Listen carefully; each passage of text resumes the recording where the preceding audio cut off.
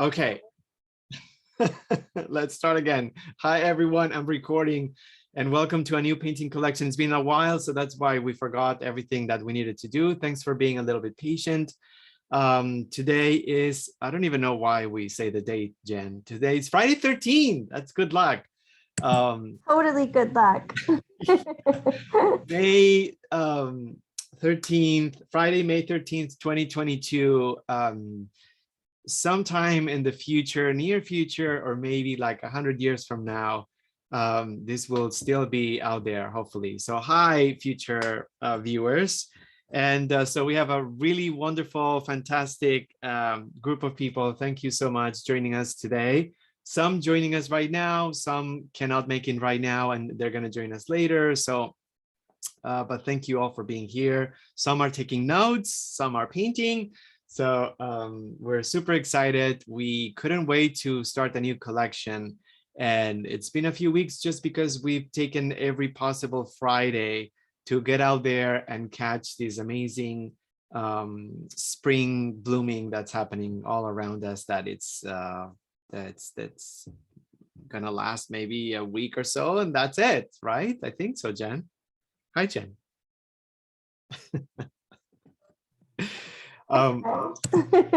So sorry, yes, but I think we just we've been calling the wildflower hotline, and what's the organization? Oh man, it's like Thomas Paine or something like that. Theodore Paine. There you go. I went to high school with the Thomas Paine, so shout out Paine. So we learned that there's a hotline that you can call, and then every Friday they kind of like tell you where to catch the blooms and which blooms are kind of like blooming right now. And we learned that it's a very limited service. It only happens between April and mid-May.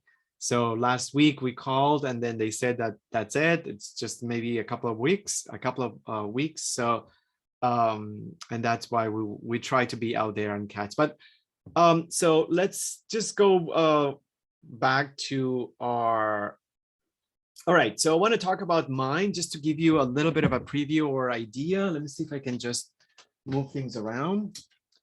And I made a few changes. So VANITAS, if you haven't read the email or watched the video, we're doing a still life, and we're trying to arrange elements that have a certain symbolism to ephemerity, I don't even know how to pronounce it, of life, fragility of life, the fleeting nature of pleasures in life, just because there seems to be so much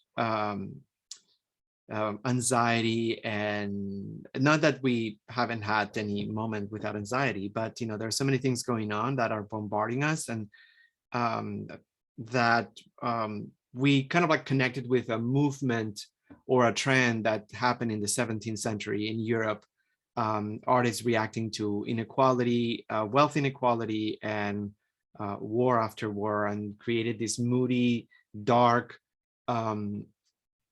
still life that didn't try to lecture, didn't try to indoctrinate, but at the same time, in a very subtle way, it tried to put out an image that reflected or symbolized that all this ambition and grandeur, it's not really real. Okay, so I took a photograph just because the arranging in next to where I paint, it's a little bit complicated with the table and stuff, and and since I'm going to be working on this for a few sessions, so I just did an arrangement. So we had some flowers in the house, sunflowers, and in the last couple of days they all wilted. So yeah, I took a photo of a sunflower that it's wilting, and there's like one petal on the countertop. One of our dogs passed away this past weekend after a long life. She was with us for 16 years. And so you know, we just sort of like went through a transition and kind of like helped her transition out of this earth. So I thought it would be interesting to kind of like put her color on this specific vanitas as a way of symbolizing, celebrating her life, but also symbolizing how transient our lives are on this earth. And then we did a ceremony this past Monday that was beautiful. And we brought we have a couple of bells that we ring sometimes. Kion does this kind of like meditation prayer in the mornings, and then he rings the bell. You know, ringing a bell, it's a good way to sort of like tell any whatever spirit that just not welcome to go away. So we use the bells like in the ceremony on Monday. Yeah, so I thought it would be interesting to bring the bell that we rang when we said goodbye to our pet. So because this is very sort of like significant or something that I want to put a lot of attention to, I chose the smaller board because I want to frame it. I want to frame it and just hang it somewhere in the house. So that's why I'm not going to change. I'm not going to use the same format. I use 12 by 16, which is a little bit better to make things more visible. So this is 9 by 12. And the photo is 8.5 by 11. So hopefully this will be okay. I put this image in the folder that we sent. We sent a bunch of links, the link to the video, the link to the folder with images, where we will upload all the work in progress. So you can see this image right there. So this is a masonite board, which is a type of wood that has been baked so it doesn't buckle. So it's really great. And we primed it with VCA, I think it's VPA, VCA sizing. VPA sizing, it's a liquid that looks like watered down milk, but when you apply it, it covers all the pores of the surface and it dries clear. So yeah, I'm just gonna go ahead and try to do some alignments, maybe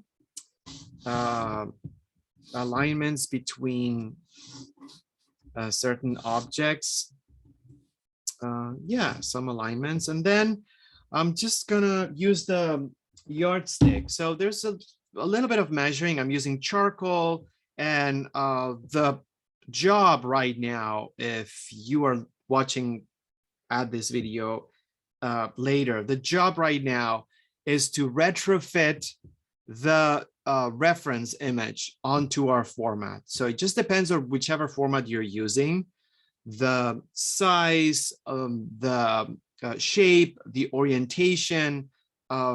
You'll have to do a little bit of work retrofitting. There's always something that changes, but this is when we spend some time thinking of composition. Where are we going to put our pieces or our focal points? How big are the focal points going to be compared to the format? So scale and placement, and it's not going to happen in one strike. There's going to be many changes until we decide that the scale and the position of our objects are okay.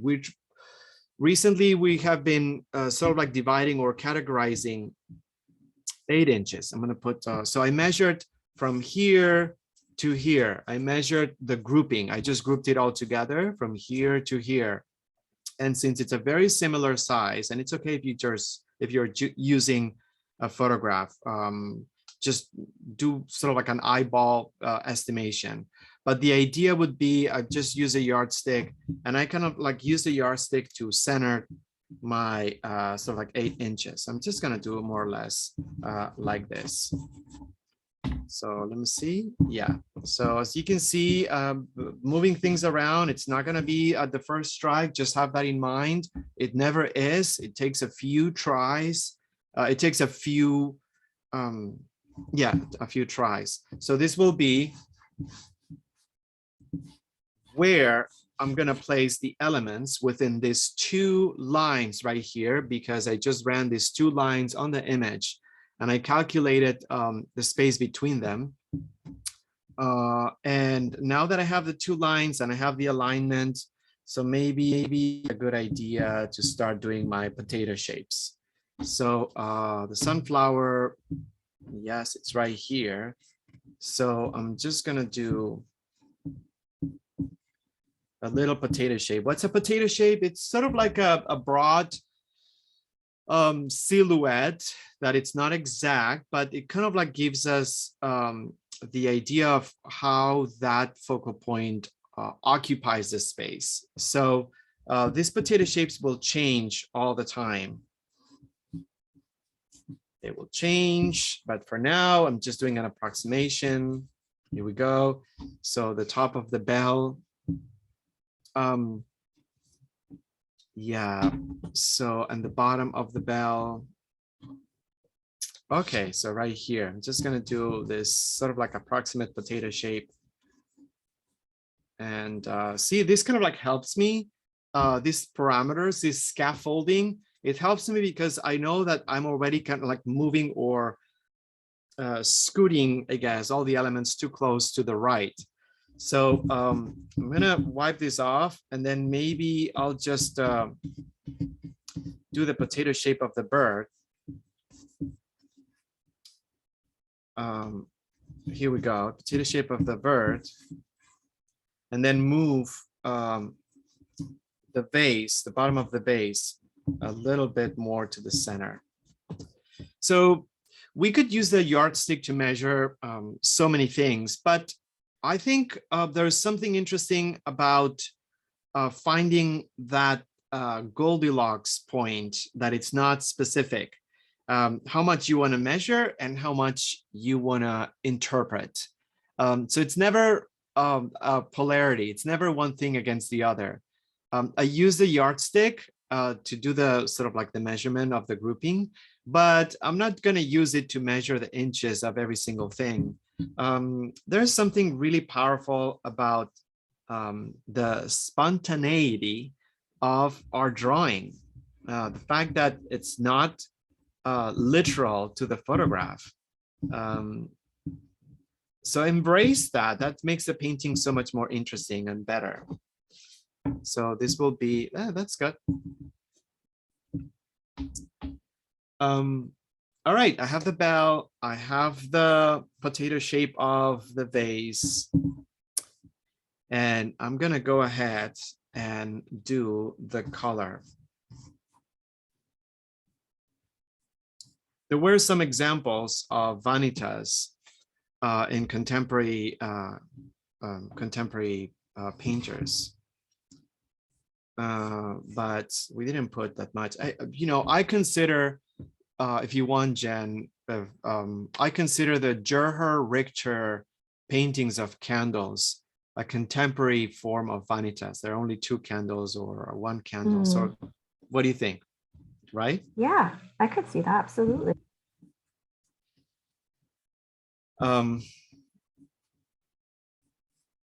Yeah, I think those could be good examples. And what else? I don't know. I mean, obviously, go ahead. Remember when we did the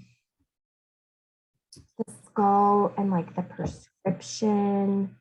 It was for the Sackler. The Sackler. Yes, yeah, Sackler. That was absolutely amazing.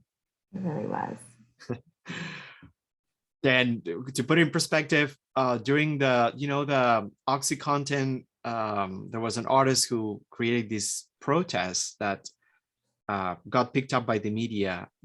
She went to the Guggenheim, she went to the Met, and protested against the family responsible for the creation of OxyContin, and also responsible for hundreds of thousands of deaths, and also for enriching themselves with that drug. and she wanted to protest how the family bought themselves some redemption with the sponsoring of some rooms at major art institutions. It was sort of like a way of like saying, you know, we want to be remembered as these great sponsors of art, and the other Right. stuff, not so much. So because of her, museums started to drop their names, and stop getting money from them in Europe and in the US, but also in Europe. In fact, Jen, if you want, this past week, I believe it was the Guggenheim, was the latest museum that dropped the Sackler name from the Mm. museum. And there was an article last week about it. So what we did was we had images of Memento Mori, which is the same, essentially the same thing as a Vanitas, but much earlier, with skulls representing death. And we put prescription, like bottles of prescription OxyContin in them. So the idea was to merge together, visualize the Memento Mori with bottle of OxyContin. And that was so powerful. Thanks, Jen, for bringing it up. Yeah. I also found, there's many articles, but I found an article on the Guggenheim dropping Sackler, and I'm going to put it in our notes. Awesome. Yes.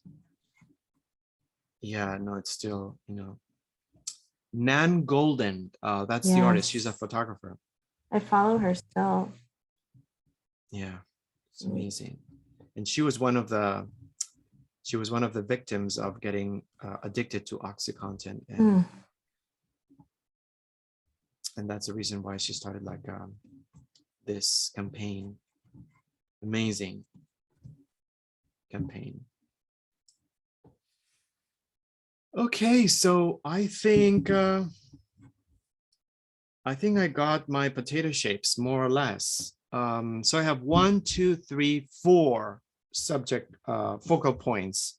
It's one more than the ideal. It's usually 3 or less, and I wanted to put even more, but maybe the vase wouldn't. It's not going to be as predominant. Maybe you know, I'm just going to do this.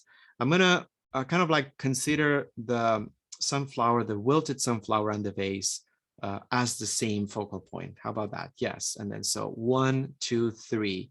It doesn't mean like you have to do 3 necessarily, but always kind of like lean towards simplicity, unless you truly want to challenge yourself and do a multiple of objects. It's always a good idea to simplify. So I think I'm done. I'm just gonna wipe off this area, and we have time. So I'm just gonna go back to my potato shapes and try to bring a little polished definition, some structural lines. Flicker your eyes back and forth.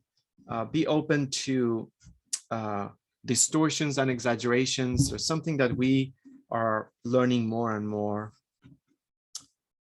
to incorporate in our painting. So our work becomes less rigid. It's funny how hard it is to become less rigid, more flexible. It's really challenging. And then the vase, so more or less. I didn't want to put an image, but there was one, just because the artist, you know, I think he's a little bit of a jerk, but Damien Hirsch, the British artist, or the artist from the UK, infamous for doing some stuff with sharks and sheep and stuff like that. If you remember, a few years ago, he encrusted a skull with diamonds, like fully covered. And that thing was sold for millions of dollars. And some people, some art critics mentioned that that's, I don't know how much of a vanitas that is, but that's sort of like the idea. Maybe not really. But another, yeah, another example. What counts as an object for vanitas? So it's up to you. It's very personal. It could be a frame photograph of someone that meant a lot to you. So that could be part of the vanitas. Um, um, in regards to counting time, it doesn't have to be a watch. I think watches are wonderful to represent. Um, but something that represents the passing of time, like flowers, could be, I don't know, something, some tokens, some relics, something that you find valuable, maybe some crystals or stones that you found. There's something of a vanitas that shows objects that symbolize attachment to life. And at the same time, they're combined with objects that symbolize the passing of time. So, yeah. I'm gonna start also shading. There's something nice about this angle. The light direction. I did this morning, so you know, the Van Gogh, the shoes that he painted, that's sort of like a form of vanitas, you know. An empty chair could be a form of vanitas, you know, no one's occupying it. It's a little bit like broad, and you can bend them very easily. So it's more like the experience you have when you look at a painting rather than the objects you choose. So if you see one example of a vanitas, you know, the objects will make you feel something, you know, passing of time, we're not here forever, blah, blah, blah.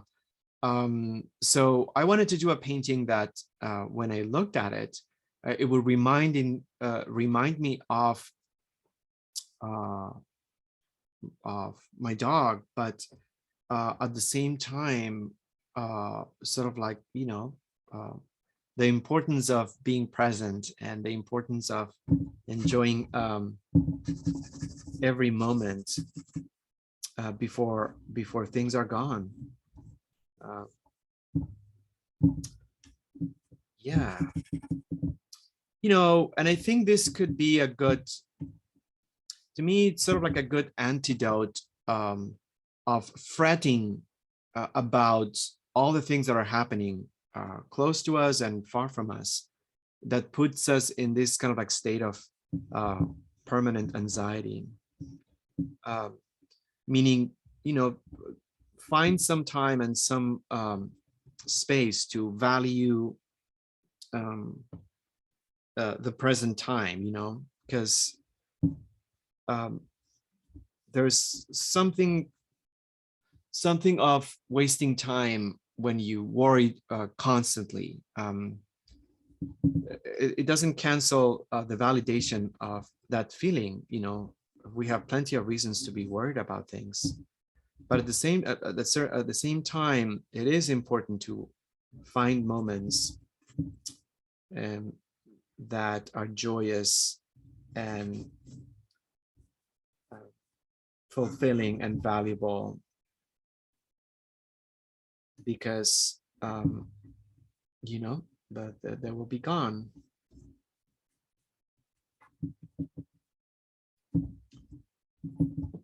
Okay, so I'm kind of like doing a little bit of like shading here and there, not too much.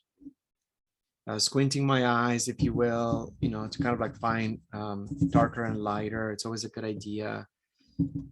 So I think that's good. Am I? Yeah, I think that's good. I love that there's much more space at the bottom. There's a lot of space at the bottom. Yeah, I think I'm ready for the wash. Yeah, perfect timing. I'm ready for my wash. So yesterday we hosted a conversation on Clubhouse. It was our sixth conversation about the book that we're currently reading, the 11 Associates of Alma Marceau, and we had a big group of people, and we tried to get some ideas from the book, not talk too much about the plot, because everyone in the conversation, pretty much 99%, haven't read the book. But we talked about how to use photography to help with your painting, because there were some articles that we found that talk about some artists saying that using photography is cheating. And they said that when they're outside, photography only captures one instant in time. Whereas when you paint outside, you are capturing different moments in time and creating or encapsulating the result of those moments in your painting. So there's no comparison. Paintings are much more superior if you measure them that way, with that metric. And we also showed images of Impressionist painters. All the Impressionist painters at the time, turn of the century, had cameras, all of them. And photography was accessible then in a commercial way.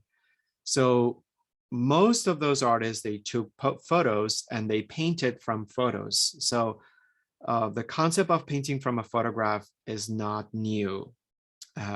It's been happening for a very long time.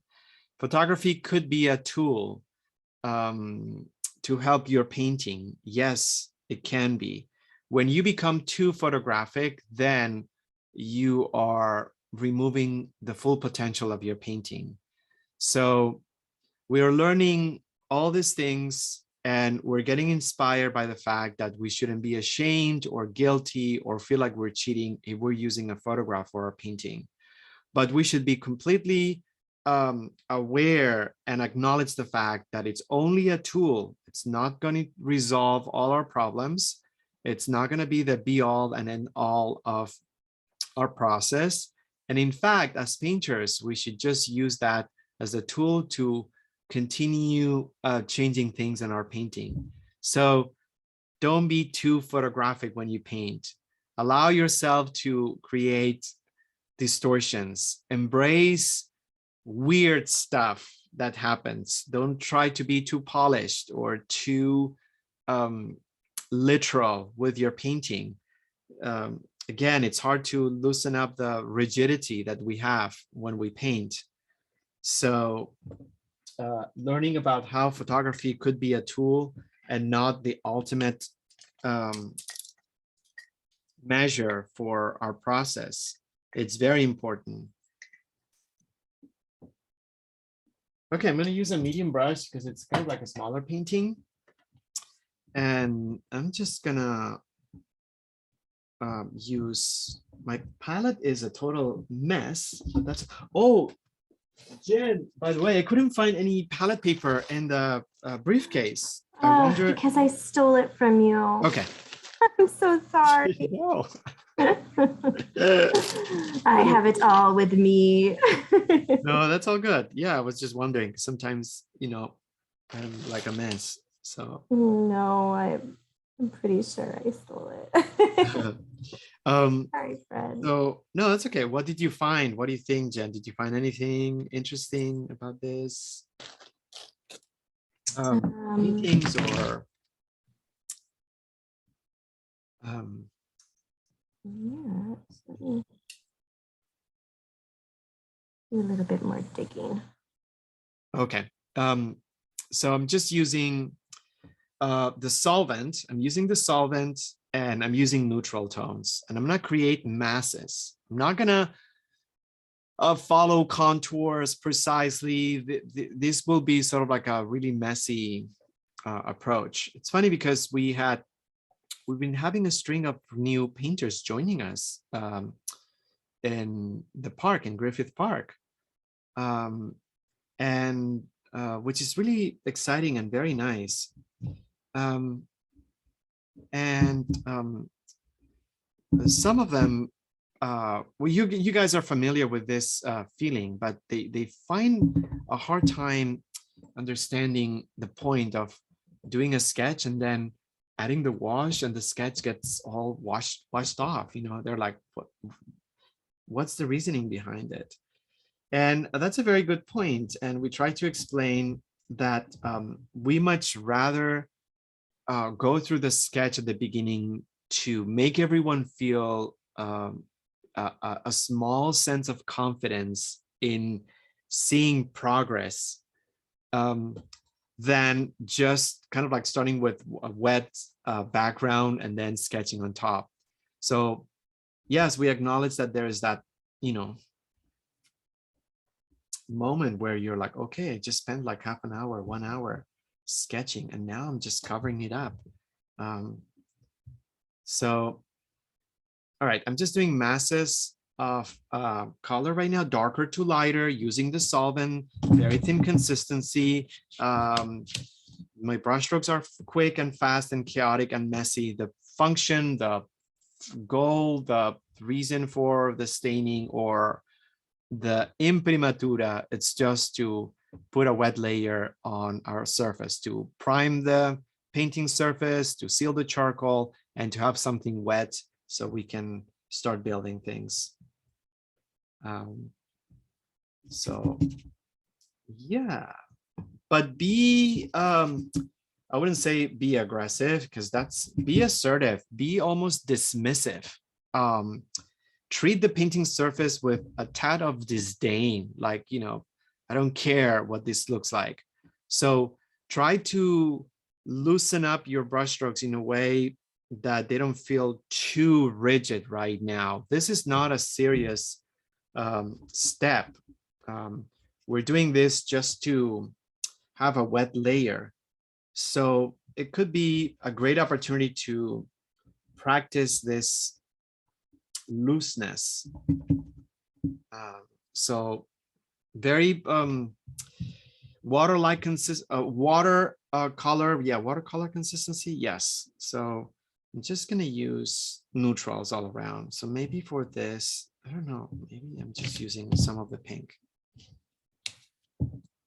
with the brown. Yeah, that's maybe too light, but that's okay. So the idea is not to match colors right now. We're not matching anything. We're just blocking out color fields, going back to a definition that we applied a while ago. Color fields, be messy, darker to lighter a little bit. There's orange right there, but I'm just going to use burnt sienna and yellow ochre. Yeah, we need to, you know, it's so funny because I'm going to bring a reference of social media makeup tutorials. Kian loves to, not so much now, but there was a phase in which he spent time looking at videos of people cutting hair. He loves cutting hair. So, so he was just watching tutorials of haircut tutorials. And at the same time, some of the tutorials started with the hair, and then they also did the makeup. And so with the makeup tutorials, there's an evolution of makeup tutorials in social media. If you ask me, you know, they're not the same as in 2016. So, you know, I see that the first layer, people do these like really aggressive chunks and color fields, you know, when they want to contour the face. They use something super dark, talk about darker to lighter, to make the dark contours, but it just feels like really, it feels wrong just because it's way too dark and it's way too graphic, and it just doesn't seem like that's gonna work. Of course, in the end, everything looks amazing, but at the beginning, right, Jen? Oh my gosh, it always makes me so nervous when I see those things. I'm like, this is what I'm supposed to be doing. There's no way that this is intuitive. Yeah, it looks crazy. It It looks looks crazy. my number very close up. Yeah.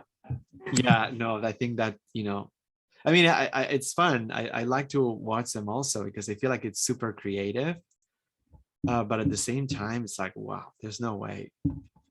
But it's the same principle. At the very beginning, there's this sense of being playful, assertive, unapologetic. I wouldn't so much use the word disdain, but it's just kind of like dump everything on your face. Doesn't really matter. And then things get polished a little bit. So that's where we are right now. We're just kind of like at that stage where we're dumping things very boldly. And the beauty about like using a painting surface that it's not white is that it allows us to start using light colors also.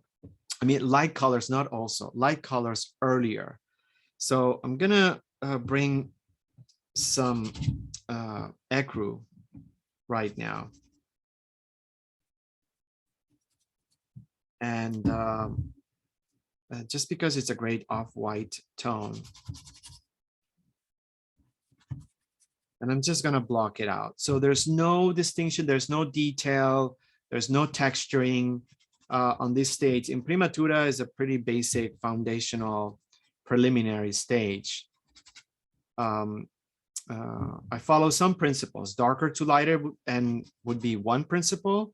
And the second principle that I follow is thin consistency. So those are set. It's not all random stuff. Those are set. But other than that, the rest is pretty foundational. So I try not to follow the same brushstroke direction to give the idea of the surface not having a specific shape. That looks good already. That's nice. So yeah, here we go. So I'm excited. Slowly building already. I have like some shapes, so I'm excited about this. So try not to put. I put way too much solvent. So what's the ratio? There's not an exact ratio, but here's the thing: if you put too much solvent and it drips all over, that's too much. If you don't put enough solvent, then things will be too opaque. So that's too little. So there's always sort of like enough solvent so you can carry the brush for a few strokes, but not too much that everything drips and it becomes super wet. You'll have to find that point. It doesn't happen immediately when you start applying paint. Most likely, maybe you'll put too much solvent and things will drip down. Not a problem if that happens, just wipe it off with the rag.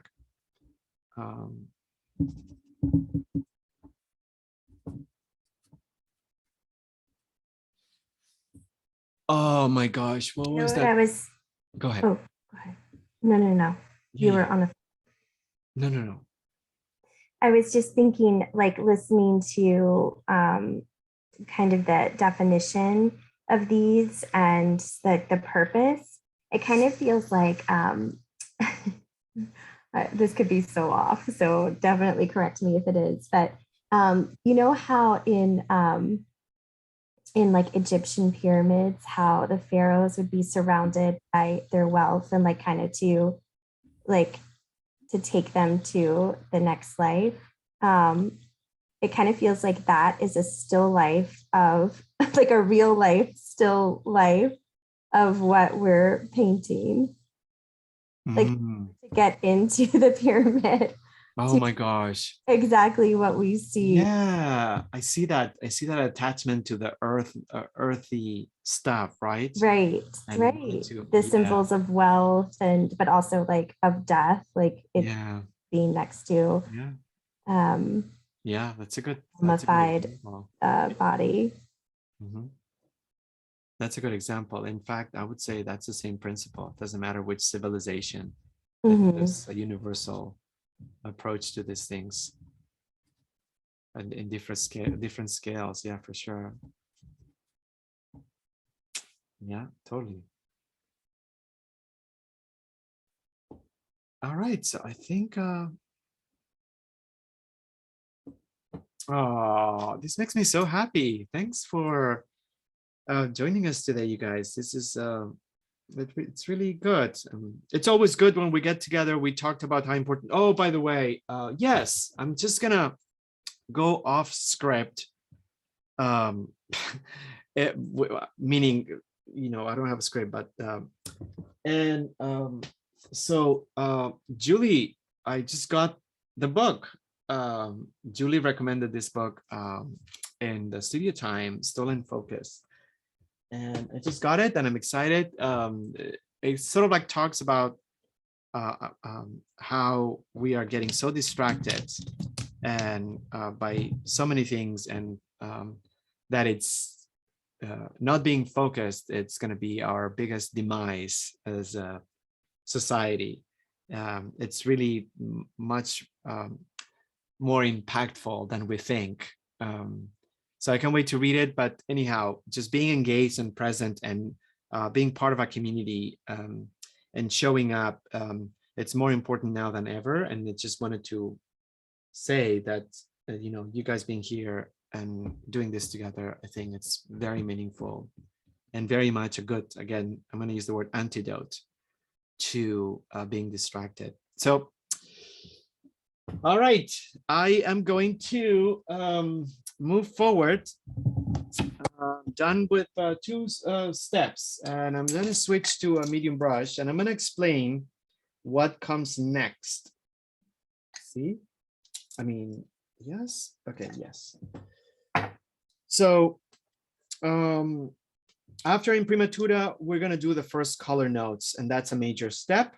In fact, we've been learning a lot about a lot about painting, obviously doing, but we've been learning that the first color notes are really one of the most important steps in the painting process, because there are a lot of things that happen right now that are vital, crucial, incredibly important, and they happen at the same time. So we have to start working on our edges. So there's a lot of edge work, meaning we start bringing back some of the edges, forming them in a more present way, redrawing and moving things around.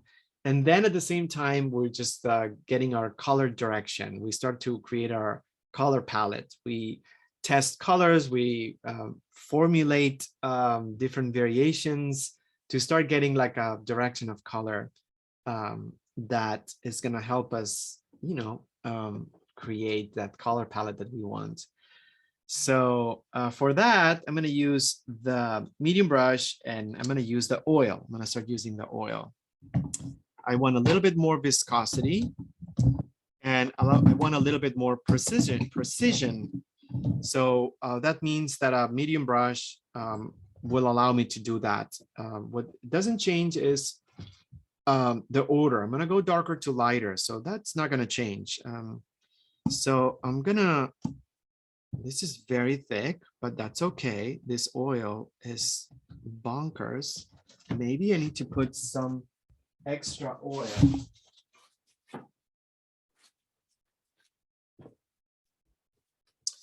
Oh, also, just wanted to mention something about Impressionism and photography and stuff like that. You know, I got this coffee book in one of the flea markets that I go to. Impressionism.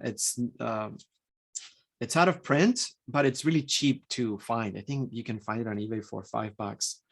And with coffee books, it's interesting because we get them because they're beautiful and they have nice photos, but we forget that there's great content as well. You know, nobody reads a coffee book.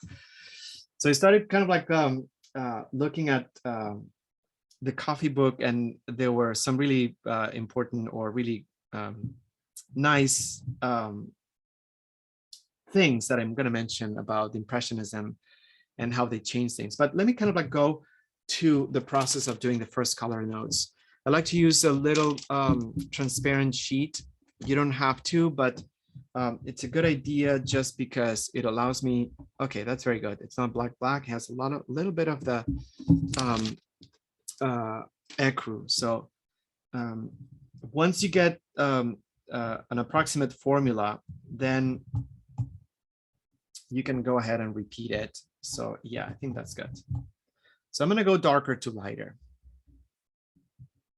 But yeah, what I wanted to say is that at the time, the Impressionists were very much influenced by photography. And that's why some of those paintings, they have a different approach to composition. So it wasn't just new techniques that they kind of like discovered or they tried. They learned to view reality differently thanks to photography. And that's why some of the compositions feel very cinematic, and they were so new at the time. But they also received a lot of criticism. The critics at the time, they were brutal against the Impressionists. And one of the criticisms that they received is by the academics or the critics of the time, is that they consider them uneducated, incompetent, unskilled, and completely ignorant of the rules of painting. So it's important just because we have this idea of all these painters being so sensational. You know, we're in front of like a painting of you know, one of the Impressionists, Beth Morisot, and we are mesmerized. My gosh, it's so tintillating, or whatever the word is. It's so exciting. It's so beautiful. The colors, the brushstrokes, it's incredible. Well, at the time, the art critics said that because these painters didn't go to museums and study the work of the masters, quote unquote, they had no knowledge of painting, and that's why they created these works that were unfinished, unpolished, with lots of texture, because texture wasn't valued at the time. The painting surface had to be smooth and flat. The less you could find a brushstroke, the better the painting was considered. So yeah, think of that and apply it to our current practice. We put so much pressure on ourselves because we think we're making things wrong. So think of the fact that, you know, these people were criticized for being ignorant and unskilled. They did whatever they wanted. They used painting the way they thought they wanted to use it. They were not restricted by rules. So there's something freeing about this. Don't feel like you need to know something in order to paint, or that the formula needs to be like specific, or things need to be extra polished. We don't, you know, the paintings will be much better if we free ourselves from that kind of like sort of convention. We don't have to conform to anything specific. So yeah, that was a good, it's a good thing. It was nice to kind of like read how much opposition they had when they painted that way. I think one of the criticisms was someone said that those paintings, the Impressionist paintings, they felt like unfinished wallpapers, or the unfinished stage of a wallpaper, because they were so dissolute and disintegrated. So haters gonna hate, Julio. Haters. Sorry? I said haters gonna hate. Yeah.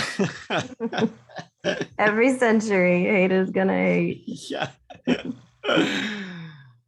Oh yeah. You know, yes, you're right. I will say, I'm gonna go political right now, obviously. What, surprise, surprise. But I read this article recently about uh, fascism and right-wing stuff. And the author, who was knowledgeable in the roots of all this. He was saying that the root of an extreme thought is always based on how they perceive things as impure. There's always this idea of like things are messy, impure, distorted. There's this view. It doesn't matter if throughout history, which movement or which authoritarian figure there is, but they're always obsessed about things being pure.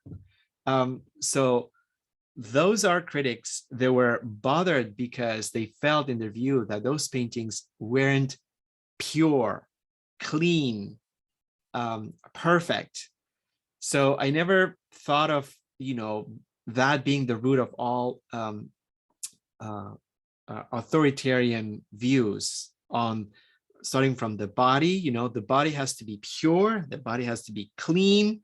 And if it's not clean or pure, then it's wrong. And you could apply this to anything that this view of life, unfortunately, is now becoming so much popular. It's all about not being clean, whatever that means, clean enough, including painting, I guess, at the time.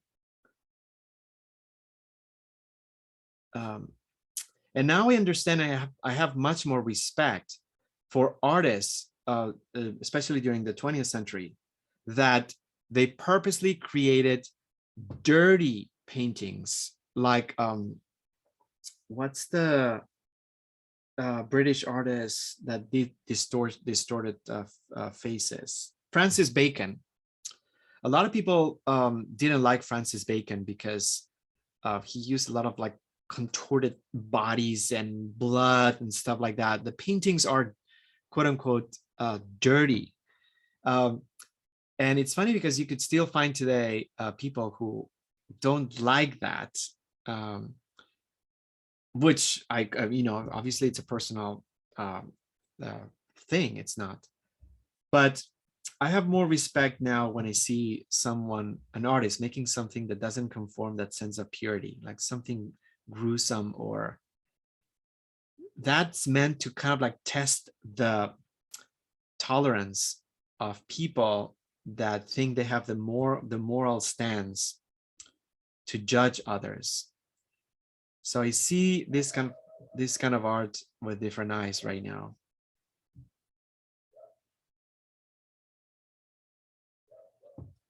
Okay, I'm getting too much into details, but I'm just gonna do this area right here, and I'm gonna move to the. It's important to flutter around. It's important to not commit to something too much and to work a little bit and then move somewhere else, because otherwise we'll get completely bogged down in 1 square inch of the painting, and there goes our entire time. Yes. Yeah, no. Okay, so I'm gonna continue, and I'm gonna test the colors right here. So yeah, I'll find the article that explains all this, but it was so comforting to kind of like find a reason.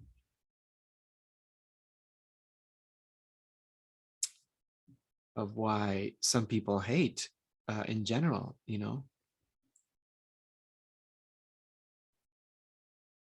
It's this idea of not fitting like a special mold, I guess. You have to be from this country, and you have to be from this like class level, and you have to have this kind of like family, and you have to own this kind of thing. It kind of like goes on and on and on and on.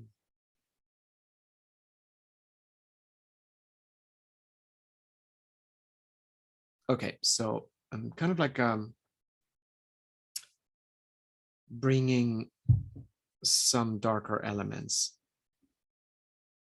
So edge work and color direction. So right now, to do the edge work right here, I really need to bring some paint on the background because I need to change.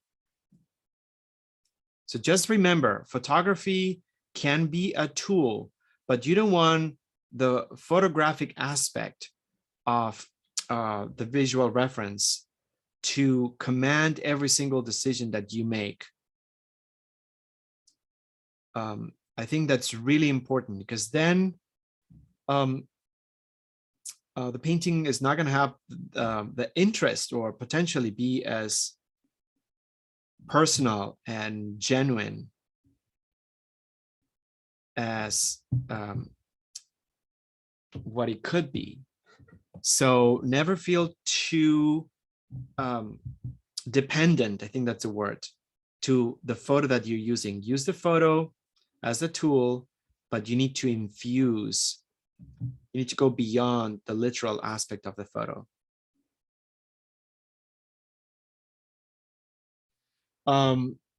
Yeah, Milton Avery. I don't know if Milton Avery has Memento Mori or Vanitas, but that would be interesting too. Okay, thanks. Thanks, Jen. So I'm just going to continue and work on certain edges. The more I practice painting, the more I look at paintings, the more I learn about people's processes, the more I realize that it's a game of less rather than more. The more I realize that, you know, sometimes I insist and I become stubborn and I want to tame an area because it's confronting me and it's not looking the way I want it to look.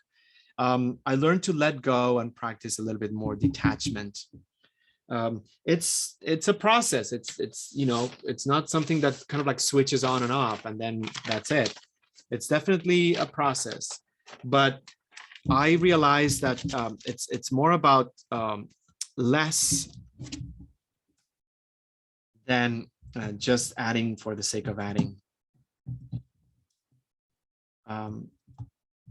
So these have been like really great conversations that we had a few photographers joining the conversation yesterday because there's always this idea, you know, painting cannot be reproduced, so therefore it's much more superior. And I think, you know, even though some painters use that, it's not entirely, or it's not like a super valid argument. So you can also reproduce a painting if you wanted to.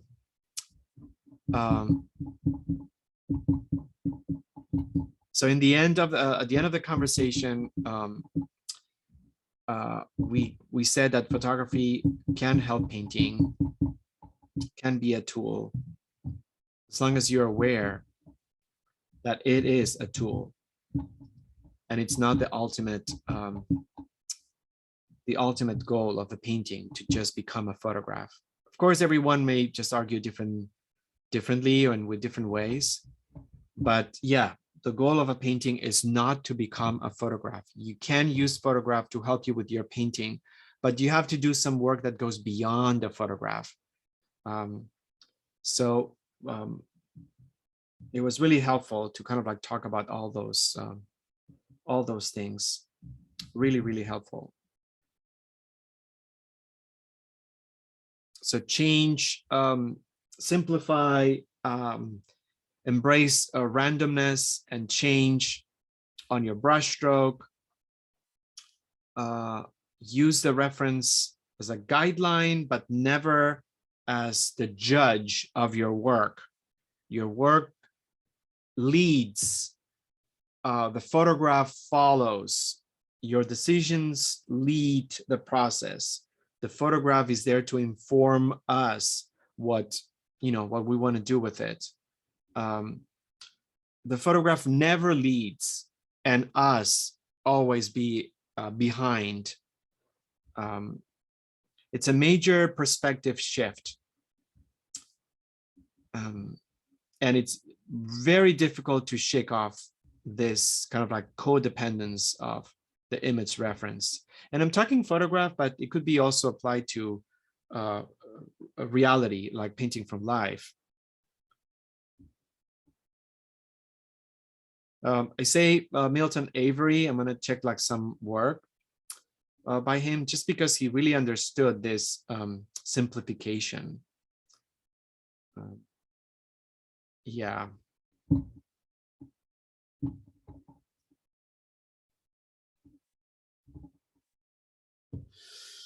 So here I just added a few.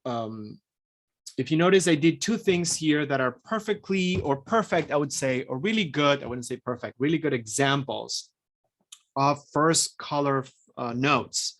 First color notes is the stage that we're at. And I said it's all about edge work and all about starting a color direction on your palette.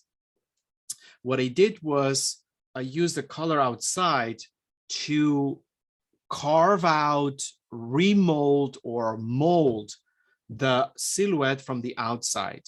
I was looking at these beautiful lines of beauty, this curvature, these points on the actual contour. And then I just tried to do that on my piece right here. At the same time, I realized that, this countertop has like a specific notes. I just darkened it. I added some of the notes on top of the body of the bell to create a little bit of a cylindric approach. And I brought some dark shadows already because the light direction comes from the right of the composition to the left. So yeah, the principle is to work with edge work and then start applying some color directions, but never kind of like go full on detail with this. Yeah, never go full on detail. And always learn when to stop working on something, because you need to be a good time manager. You need to sort of like obviously there are different approaches, but my suggestion is that you incorporate this system, work on something briefly, and then move on to something else. Give it a try. See if that helps you in any way. Test it out. Obviously, every artist approaches the creative process differently.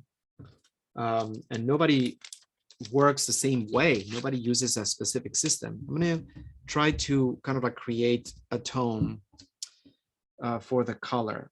Let me see if I can do something about it.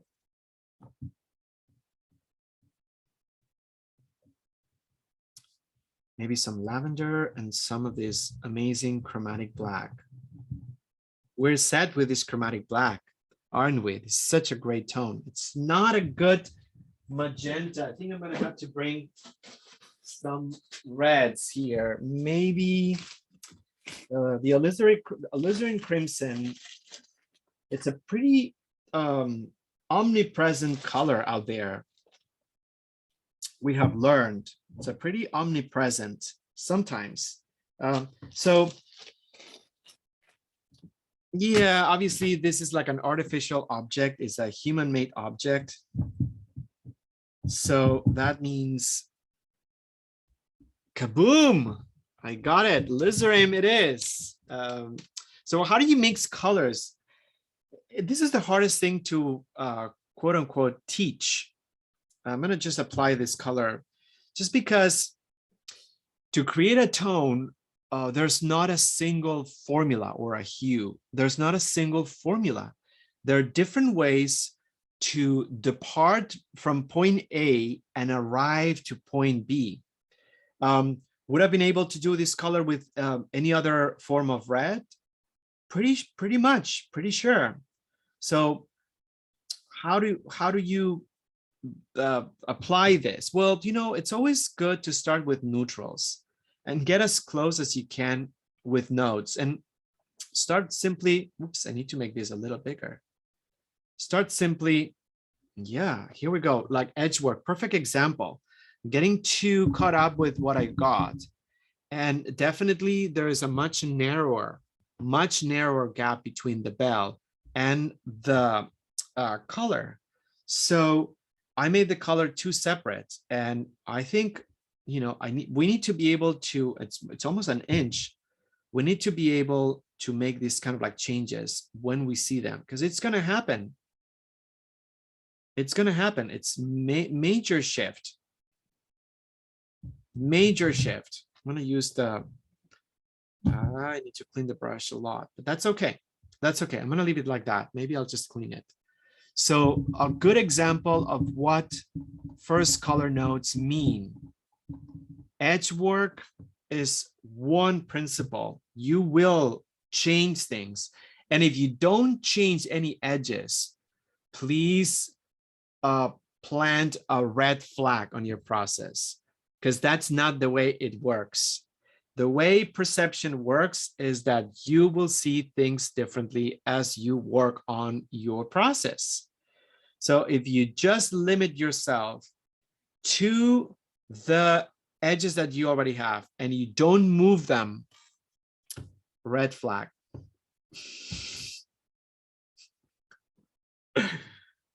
Okay, so I got this, and I'm just gonna,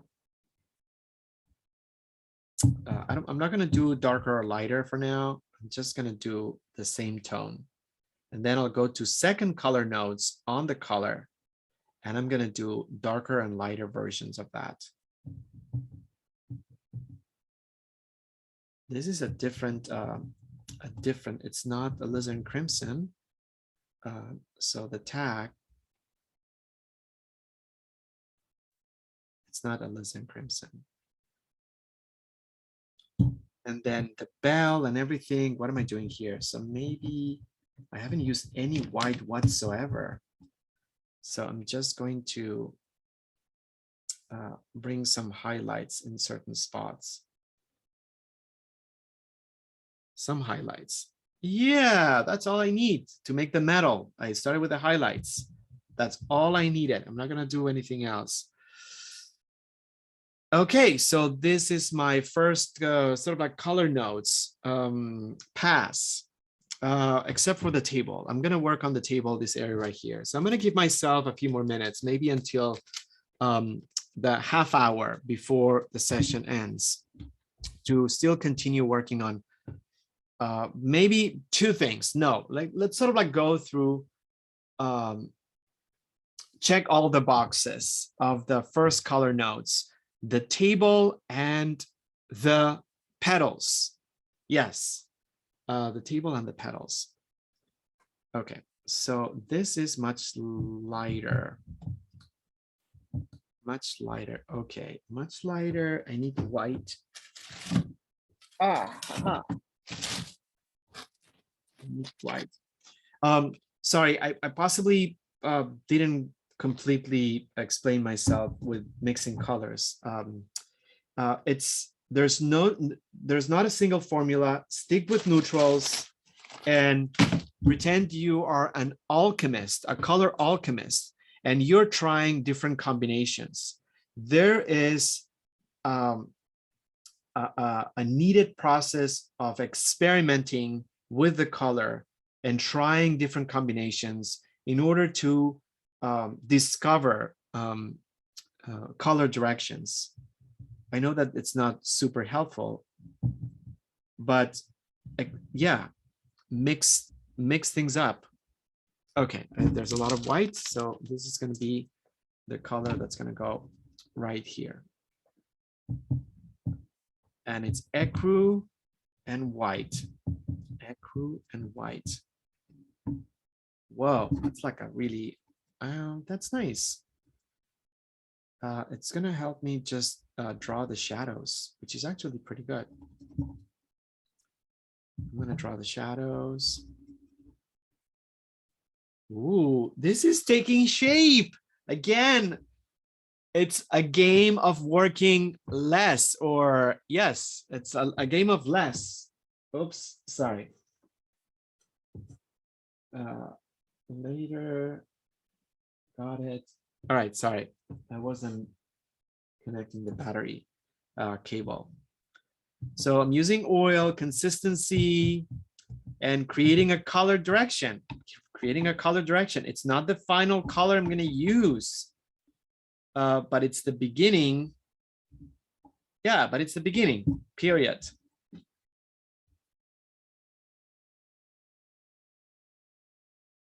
All right.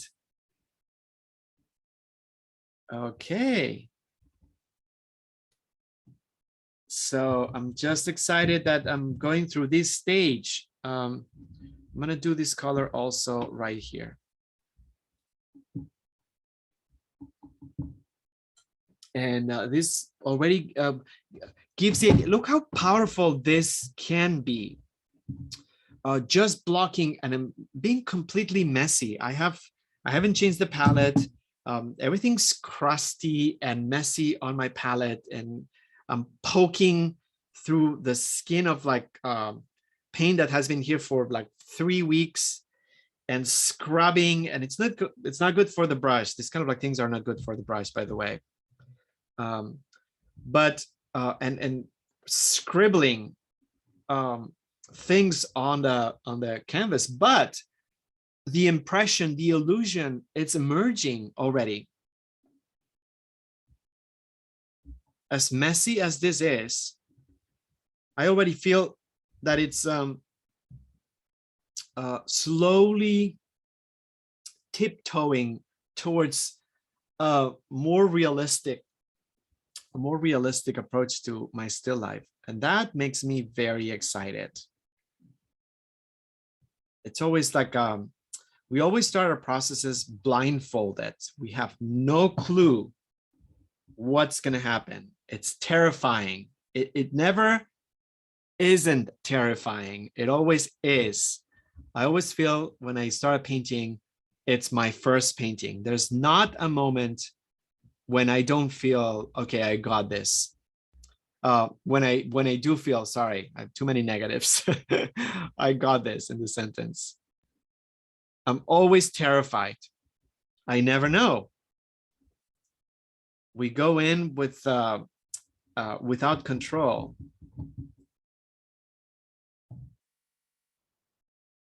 Yeah, I think that's okay. It's coming up. It's coming up. Again, use the photograph as the tool.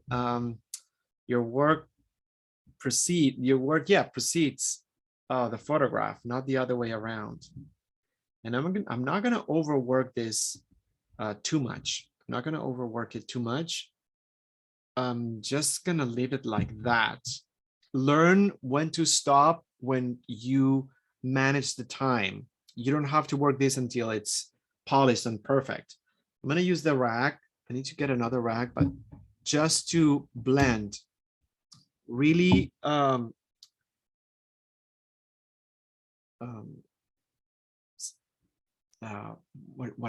would be the adjective? I'll find it. Sloppy.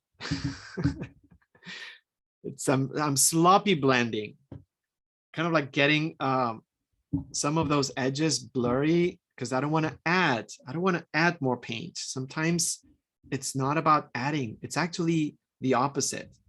I'm just tabbing on these areas to kind of like create a, this is really getting the sense of perspective right on this edge. Not so much right here, but that's okay. That's okay. And here, maybe that's okay. So I see things that I want to work on already, but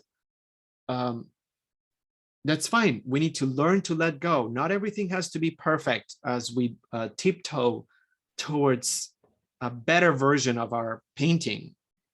We will always achieve a better version of our painting. I think that's sort of like the premise for me. I always move from one stage of the painting to its better version of that stage. There's no backward thing. Yeah. And trust me on that, that this is what happens. It's always going to a better version. Okay, so this is still first color notes, and I'm gonna do first color notes on the petals of the sunflower.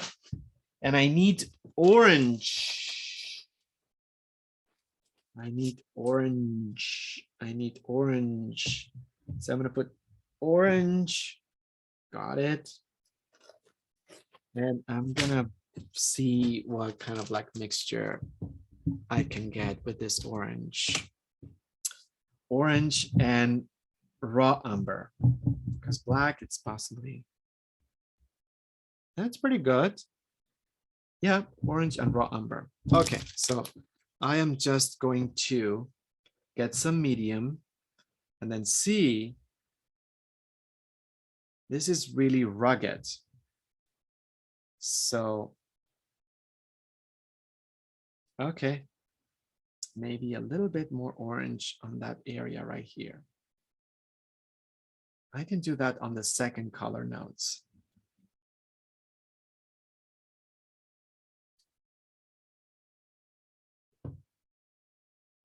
Okay, okay, all right. And maybe the edge work could be manipulated a little bit more. Edge work, edge work. Oops. I don't know who this person is, so I'm just gonna let it go to voicemail. Sorry, some marketing phone call. Okay, perfect. So I'm working on the edge work and just creating, there's a crack. I see a crack opening right there between. So boom, boom, boom. I'm gonna open up. I need to open up the leaves. And I'm getting some orange on the painting, but you know what? I'm just gonna make it part of the work. I'm gonna make it part of the work. Yeah, that's fine. Again, that's the beauty of going beyond the literal aspect of the photograph. Yeah. Okay, so that's a better version of what I had before. So I'm stopping right here, just taking a moment to kind of like enjoy how far I've gone and how pleased I am. Try to find, you know, it's all, again, it's all about perspective. Try to find, there are many opportunities to kind of like judge the work and say how bad it is, you know, how far from something we had in our minds, how far it is from that, and how, you know, preliminary, raw, you know, whatever word you want to use. But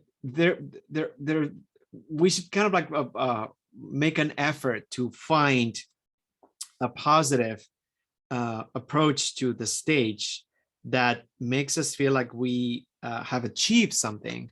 We're not at the beginning. I know that this is a very optimistic approach. We're not at the beginning of the process. So that's good. We should feel happy about that. We are happy. I'm happy that I'm not at the very beginning. We have worked on this. So now we have a color direction that's a little bit more elevated than before. Yay. So it's a victory. Things started to form or have the illusion of forms, volumetric forms. I see cylindric shapes and I see round shapes. And so there is a sense of the illusion of volumes. Yay, that's amazing. That's something to celebrate. That's something to feel proud of. So as much as we have an array of options to choose from of criticism of things that are not going well on our painting at this stage, there is an equal amount of offerings with positive takes on the work. So our job is to learn to lean on the positive and not get too caught up or overwhelmed with the judgment or the negative aspect. All right, always learn to appreciate the little victories that happened, and you can change the criteria the way you want in order to make them look like victories. You'll be better off. You'll have an endless pool of motivation to continue working, and that's what's important. So I'm going to describe second color notes. So now that I gave a little bit of like form and a little bit of like color direction, I'm going to go back to the different areas of the painting and expand on that premise. And what does expand mean? It means to create more variations of color, more variations of value, and to have another opportunity to tweak, redo, mold the edges. So in essence, I'm going to do what I did with the first color notes, but I'm going to build on it with different colors, maybe adding some detail right now, maybe thinking of the idea of creating texture right now. But within the same principle, I'm not creating a new color. I'm not doing anything completely new. I'm just expanding on what I have. You could use the medium and also incorporate the small brush right now if you need to. But there's a more artistic approach right here because you decide the objects. Before it was darker to lighter, but up to this point, and from this point onwards, you decide which object you want to start with. So, and that's a completely creative decision. Sometimes if I don't know what to choose from, I work on the peripheral. So, you know, I'm deciding just because this feels a little bit less form and a little bit too behind, even though I am terrified to do this.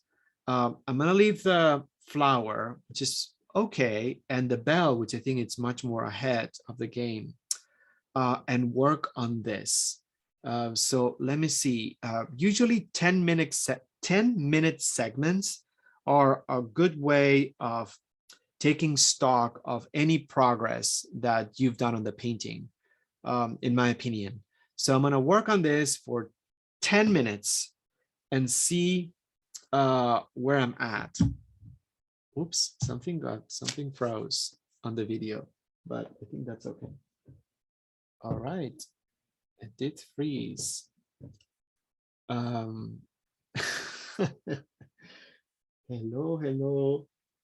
Okay, perfect. Now we're back, I guess. So here we go. I'm gonna work on this area, and so on this at this stage, I'm gonna work darker to lighter. So I'm gonna create a darker version of that alizarin crimson tone. Yeah, I think that's a good version. So here we go. I'm just gonna bring the darker version. I'm gonna lower this a little bit later, but I'll bring the darker version right now. So I'm gonna do non-conforming brushstrokes instead of like following the contour. I am just going, this is the darkest magenta or the darkest color. I'll try to be painterly. I'll try to paint this, not replicate it photographically. So almost a pointillistic approach in certain areas. And then I'm going to make it a little bit lighter, maybe with the pink, a little bit lighter. So yeah. Oops. Okay. Very good. A little bit lighter. And this becomes a little bit darker.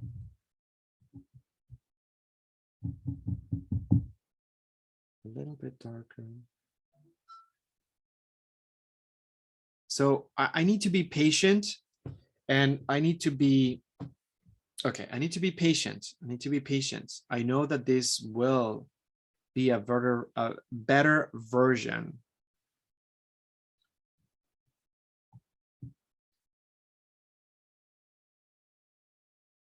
Okay, here we go.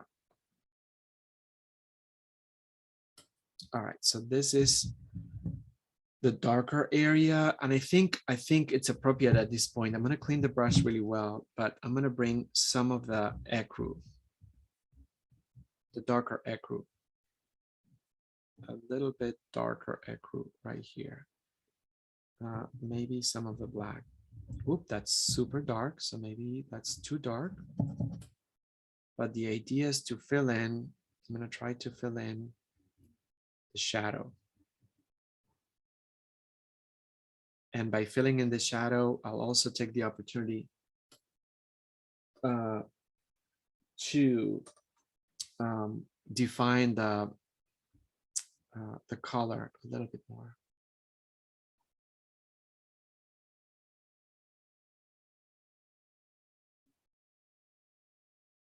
Okay, so that's good. I'm gonna bring the white again, or the lighter tone, and try to create the high and low. Sorry, guys. Okay, I need to mute something. I'm gonna mute it. Here we go. I think that's gonna mute it. Okay, so I added the peripheral nodes. I'm cleaning the brush and blending the edge between them. Maybe same thing that I did with the bird. I need to create sort of like a contour, because there's a lot of contrast right here on this area. Okay, that's good. I'm gonna bring some pink and white, some of the salmon rose, not pink, salmon rose, and I'm gonna do some highlight.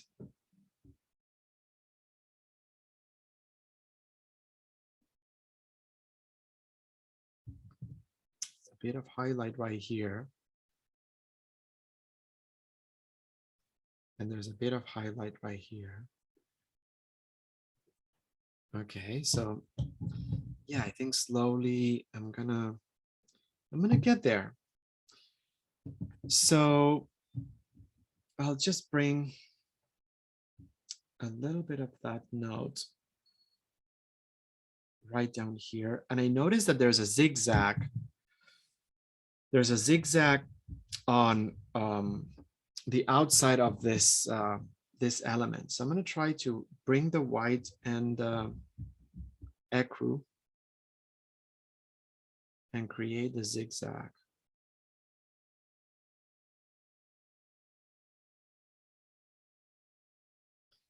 Yeah, I think that's good. So slowly, I'm just moving forward. There's a pointy element right here. So I'm making the pointy area. I'm going to use the tiny brush because I need to make a separation between the edge. Well, not super tiny. I'm just going to use, actually, I have a smaller brush. Let me just bring the tiny brush and do the edge. There's a darker edge right here.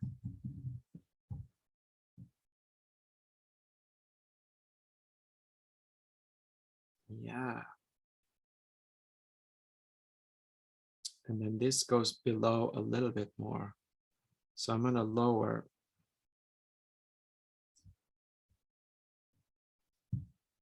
But at the same time, I'm not super polished. I think, yeah, let me just set up the, okay. I'm going to concentrate. I get the small brush and I'm going to put the small on medium. And what I'm going to do is I'm going to bring with a medium brush. This is a little bit lighter on the edge. Yeah, a little bit lighter. Okay. And then there's also a darker crevice right there, a super dark crevice. So I'm gonna do kind of like a pointillist approach right here. Okay, let's go to the metal. So yeah, very good. So for the metal, I'm gonna bring some gray, just plain gray. I'm gonna see if I can just go over the buckle with gray. So there is this area right here. It's really tiny, but so, I'm gonna make a darker gray right here and a crescent shape of gray on the bell. The bell is a little lower, but that's okay. All right, and then I'm gonna bring some black on the bell. I'm just gonna do the black right here. There's a black point. And at the same time, I need to work on the contour of that. So let me just bring the darker areas and clean up this edge.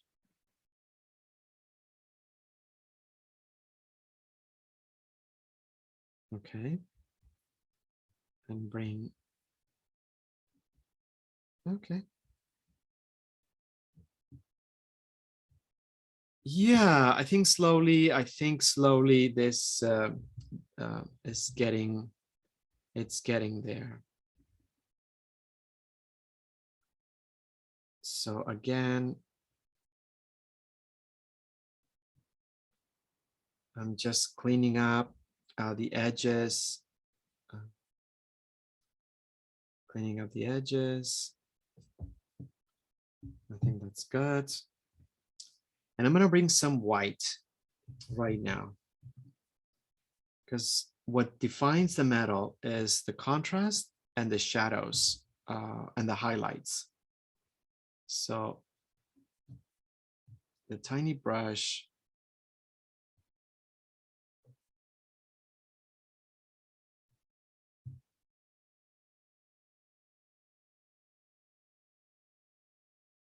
yeah, doesn't make a, it'll make sense. It'll make sense.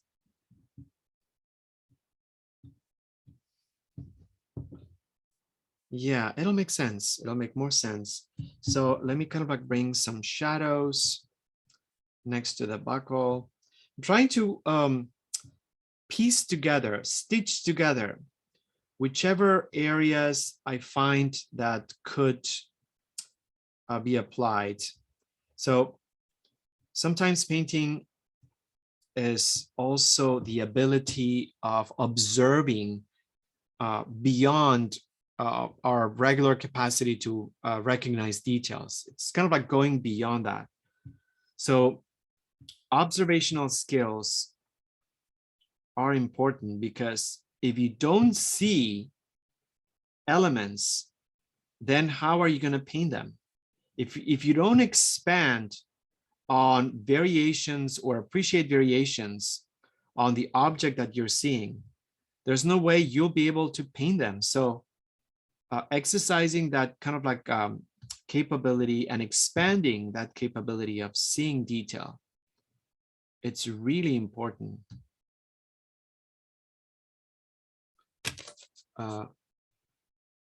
Yeah, it's really important. Okay, so I think this is okay.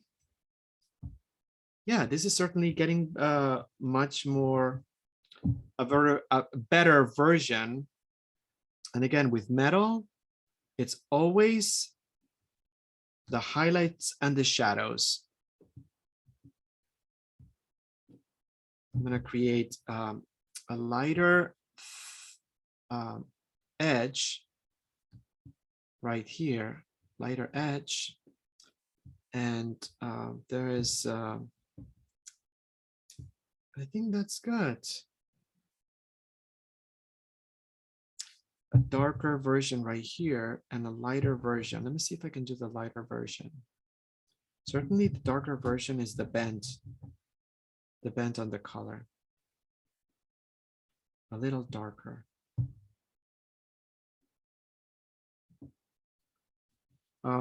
With a clean brush, I'm gonna blend this edge. This feels way too graphic. I'm also going to blend this edge right here. Okay, I just passed that 10 minutes, but I feel like, you know, I achieved quite a lot. There's stitch work right there. I'm not gonna do it right now, but I achieved quite a lot. Yeah, I achieved quite a lot. I should kind of like stop. Maybe just adding a little bit of a shadow right here, amplifying the highlight right here, making this a little bit more polished inside.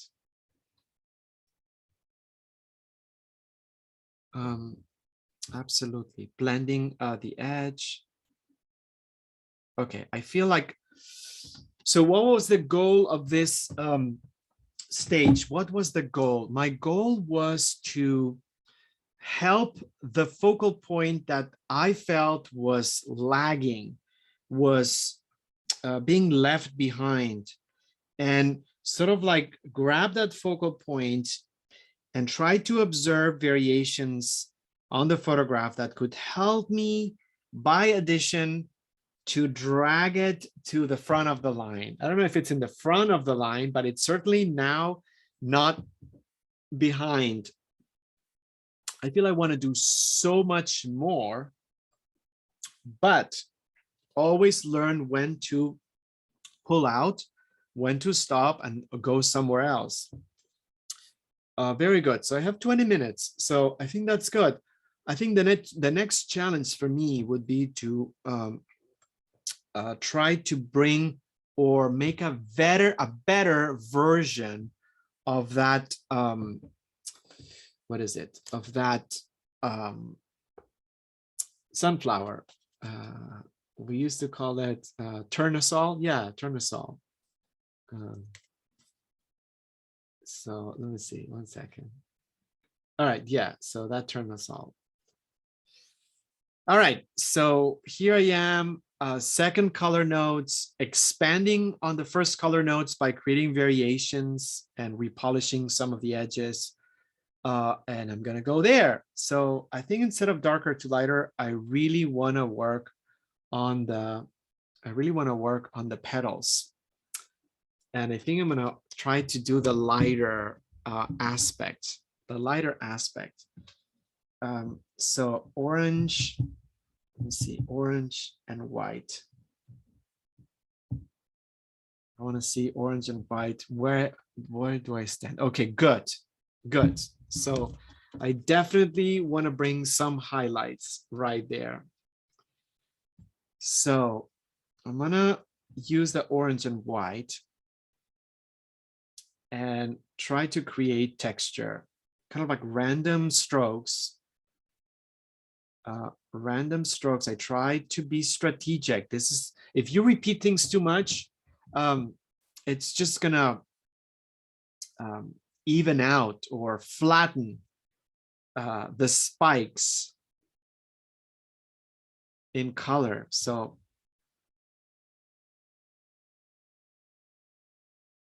very gentle pressure. I want the filaments of the end of the brush to comb some of the paint on the paper without blending it together, if that makes any sense. This is maybe way too white.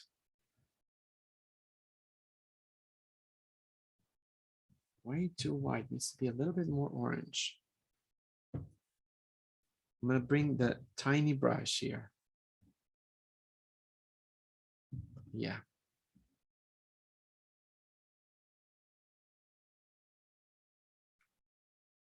Okay. Boom, boom, boom. All right, I think that is going well. I think that's going well. I'm just gonna now bring the color of the background because I think I still I need to sponge it up a little bit more. I just feel like the background, it's not showing through enough. I need to exaggerate, and I need to exaggerate the drama of the leaves. And by the way, I'm not gonna do the drop leaf yet.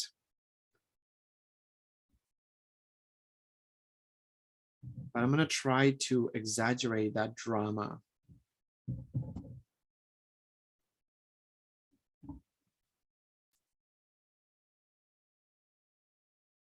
Yeah, I think that's good.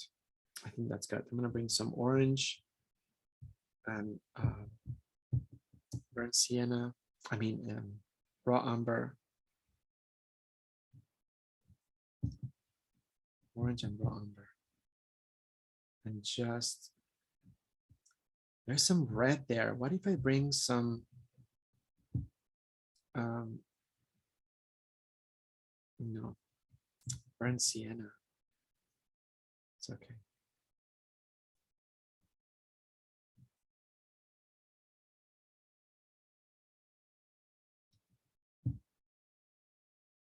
Yeah, I think so. Sometimes making it even more, like I'm adding some brush strokes that are not even attached. I think that's good. I think that's good because, you know, I want this to have this idea, and maybe on the second round, when this feels a little bit drier, I could just go back in with the color of the countertop and give a little bit more separation of tones. Okay. I'm using the medium brush, but I'm just gonna try to darken some or juxtapose some of this really dry leaves.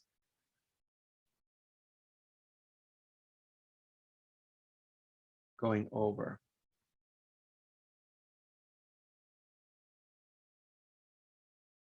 I love how long this one is. I'm just gonna even exaggerate that a tad more. Again, this is sort of like the photo is here to help me. Yes, yes, yes, yes. Okay, good. So maybe some of the gray now could just go on top. Some of the gray could go on top. I need to be careful not to become too decorative with this technique because, you know, if I see that it looks good, I may have the impulse to repeat it too much, and then it becomes too pattern-like, and it just doesn't have the same power. Okay, but so far I think I'm achieving a good balance between randomness and structure.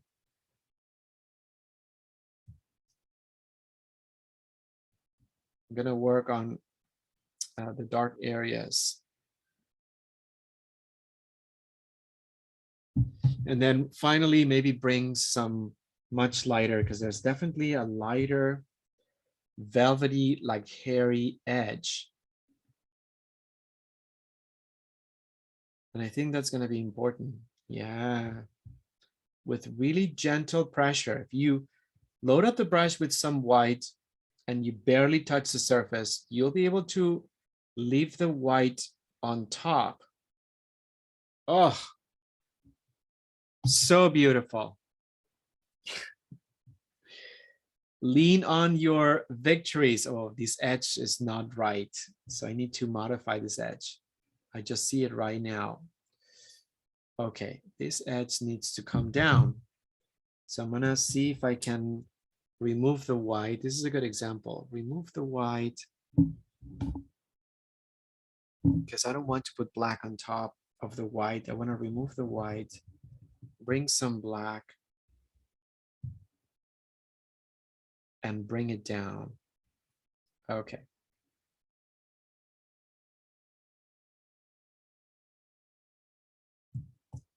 Very good.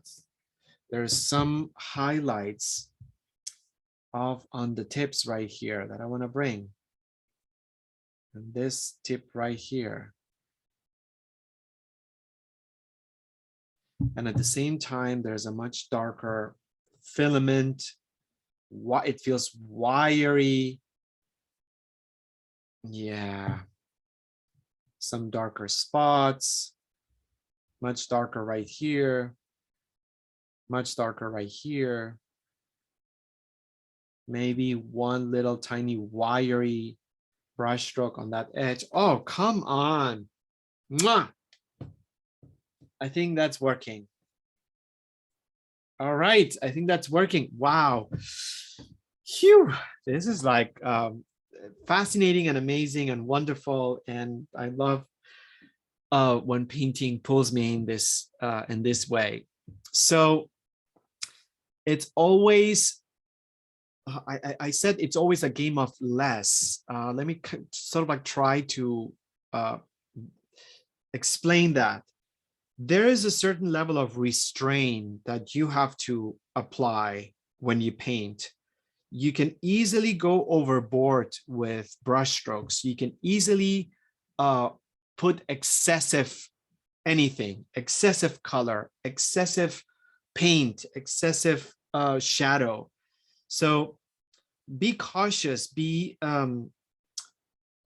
very frugal when you apply paint. Know that a little will create a huge effect. Refrain yourself from adding too much stuff. I think that's the first principle. You can always take it from there. Once you see how much you can achieve with very little, you can always take it from there and then go overboard, because ultimately each one of us will have a different approach to the method. But my suggestion, my opinion is that less is more. We tend to exceed and add too much. All right, so let me just I would say the final 10 minutes. So I think I want to work on the vase, or vase, whatever you want to call it. Yeah, why not? So, or maybe I'll just add, let me just add a few highlights on the bird, a few highlights. Yeah, the tips of the bristle with some ecru, and almost like in a very pointillistic way. Just the tip is kind of like this granular aspect. Yeah, let me just bring that. Very mindful not to create something that looks too predictable. Patterns are to be used responsibly. If you just stipple without any order or any sort of like reasoning behind it, it's just going to look too decorative. So don't stipple randomly. Stipple mindfully. Oh my gosh. I hope that made some sense. Oh, come on.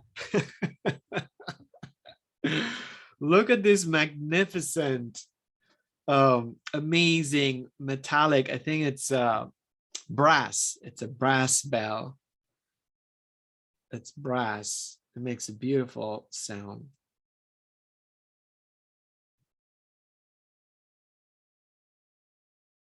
Almost using the brush perpendicularly. and stippling mindfully. All right. Okay. Really nice. Really, really nice. See, less is more. Just a few tiny grains. Oh, this looks so good. All right, now to the vase or vase, depending on how fancy you want to be. I remember someone corrected me. We were just, I mean, we do vases all the time. And someone in the session, well, corrected me. I shouldn't say that. I'm sure he was well-intentioned, but he said, it's not a vase, it's a vase. And I was like, oh my gosh, I was a little embarrassed. I said, but then I was like, you know, you can pronounce it whatever you want to pronounce it. Who cares? Who cares? All right, so I'm just gonna add some highlights on the glass. This needs to be lower. Okay, it needs to be lower.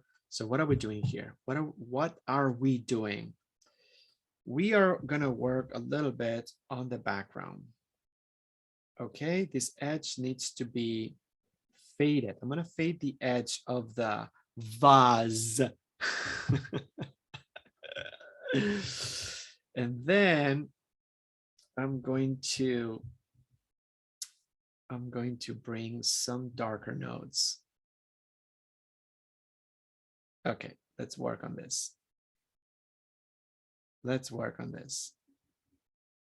Some darker notes and some lighter edges right here.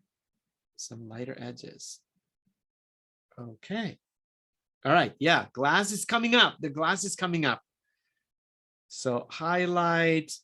This needs to be a little bit less. What are we doing here? What are we doing? What are we doing? So I think I'm going to lighten up, whoa, a little bit this edge. Yes, let's do that. Let's lighten up this edge. Same approach as I did the color. Practice your observational skills. That's more important than whatever the brushstroke does, really. So try to see something that you haven't seen before. Try to appreciate a little detail. There's always something that escaped us. And that's your seed. That's your the reason behind your brushstroke. It's not all random. So observe, find that little kernel of value right there, something that you haven't seen before, and then use it to make a brushstroke decision.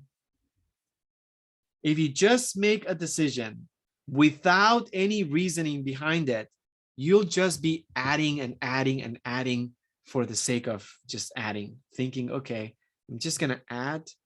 And at some point, something good's going to happen. I don't know. I don't know if I would recommend this approach to painting. I'm a little bit more on the side of mindfulness and thought. Okay. All right. So I need to lighten up this part right here because it's lighter. So I'm just going to do that. I'm going to lighten it up. I know, I trust that all these little bits of information that I'm adding, they will coalesce. All right, how about that? They will coalesce and create something amazing for me. Yes, they will. They will. Just lightening this up a little bit. All right, it's happening. It's happening. So I need to blend this, and maybe just with a small brush, Okay, I have a few minutes. I'm gonna spend the rest of the time that I have on this area. There's a highlight right here. I'm gonna bring it. There's almost in a detached way. I'm not even connecting things. I'm just putting like pieces next to each other. They don't even have to connect. No one's gonna judge that. People will connect the pieces in their minds. I just have to put them there. This needs to come down maybe a little bit, but I don't want it to come down. There's something greenish there. Something green. The water is cloudy. I love that the water is cloudy. It's been, I haven't changed it in days. What am I doing with the cloudy water? A little bit more dark. I want a cloudy, there's the stalk right here, the stem. I'm gonna make the stem darker. Here we go. There's another stem right here. I'll just make it darker. All right. And then I'm gonna make the lime color really pale on this side of the vase.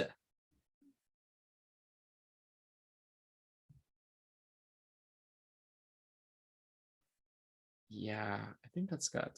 It just creates a little contrast. So that's not a bad idea.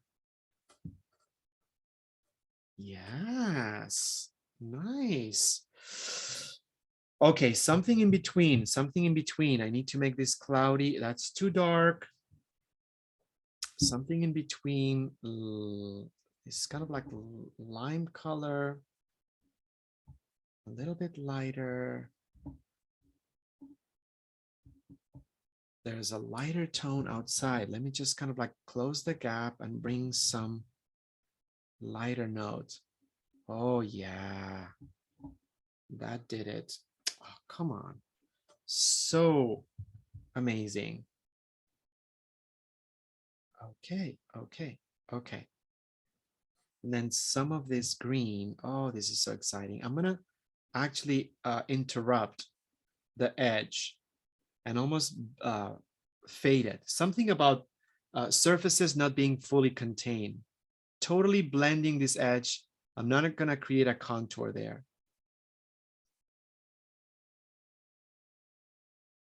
And at the same time, I'm gonna pull the gray upwards. Oh yeah.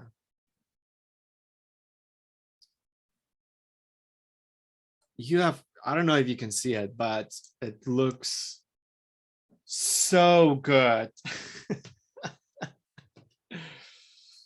Let me see. I'm just gonna put it like that. It looks so good. Ay, sorry. Here we go. I'm just gonna, so essentially the glass, the transparency, fading this edge, bringing some of the stems of with the cloudy water. I feel like I want to do more now, but I'm gonna stop. So I'm gonna take a minute to kind of like do a brief recap, but I feel like I accomplished a lot of the second color nodes, but I feel like I want to, I will work on this a couple more times at least. I found out that now that we have more time to paint in between collections, I found the sweet spot for me. If I spend between 3 and 4 2-hour sessions on a painting, I really feel like I've given the painting the full potential of what I can do with it. So for being the first kind of like stage, I am extremely content of what I achieved with the brush strokes and stuff like that. So I'm really happy about this painting right now. There's something so nice. Some of you have mentioned how much you love the 9x12. And when I use the 12x16, I enjoy it, but I truly understand why a smaller format could be so good. So 9x12, it's so wonderful to work on that. You can achieve so much in the same amount of time. So what I'm going to do, Jen had to leave, unfortunately, but what I'm going to do, I'm going to stop the recording and I'm going to reconvene in 10 minutes. So right now here, it's almost 1:05. So I'm going to pause the recording. I'm going to stop the recording and I'm going to take a little break, stretch and drink water. And then at 1:15, I'll jump right back in, no recording at that point and leaving the microphones open. You have the link of the folder. Please take a photo, upload, and then we can have a chat about how to take the painting forward. We consider this stage always a work in progress. So it doesn't matter if you've done charcoal or if you're able, or if you've done 2 paintings, upload them. So it gives us an opportunity to kind of like enjoy the process together and also give some feedback. All right, so I'm going to stop this right now and we'll see you in 10 minutes. Okay.